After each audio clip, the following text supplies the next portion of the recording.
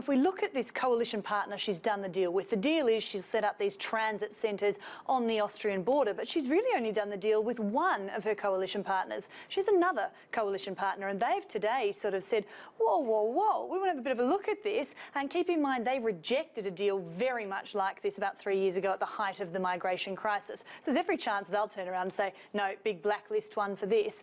But also they've said, actually, that deal's kind of pointless if it's just Merkel and her coalition partners. It's got to be a deal that's done with other European countries. And there might be a point there, because Angela Merkel's suggesting that these migrants who are in these transit centres would be sent back to the European country where they first landed in Europe. In many cases, that's going to be Italy. And Italy's already said, no way, we're not having them back. So what she has to do now is rely probably on Greece and I'd say Spain to take all these migrants back. Now, they may do it because she does seem to have done a bit of a deal with them while she was in Brussels, but you can see how this does hang quite precariously. And you mentioned there Austria. Well, they're saying today, well, hang on, we don't want to be Germany's migrant waiting room, and if you do that, well, we'll start doing it. And they're talking about doing it at these centres on their southern borders, so around Italy and Slovenia. So now we've got countries, Germany and Austria, both sort of saying, well, we're going to act unilaterally, and that would seem to go against everything the EU's meant to stand for, which is they act together.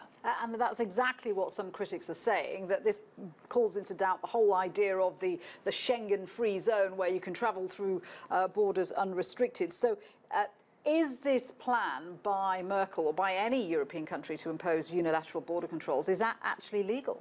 Well, it hasn't quite been tested yet. Even the European Commissioner Juncker, he said today, look, I haven't had quite a good hard look at this yet, but on the surface it looks okay. So he doesn't seem to want to stand in the road of it. He's giving it over to the legal eagles now to have a bit of a look at. But you do have to start to ask, well, if one of the major pillars of the European Union is this Schengen zone, this free movement, this has to be going pretty close to the line of breaking that line somewhere. But migration's obviously such a big deal that even the European Union probably is like, okay, well, if this deal gets kind of there, let's let this go, because they know it's tearing the European Union apart. So we could be seeing some lines perhaps not crossed but pushed out a little bit. And also you've got to remember, it was Merkel who was saying, I want us to act together. We don't want unilateral action, particularly from those Visegrad states like Hungary and Poland and Czech. But now she is sort of saying, I'll move on my own, but with a few coalition of the willing countries, and we'll just try and not annoy the ones who don't want to be part of this. So there's some grey area here. Yeah.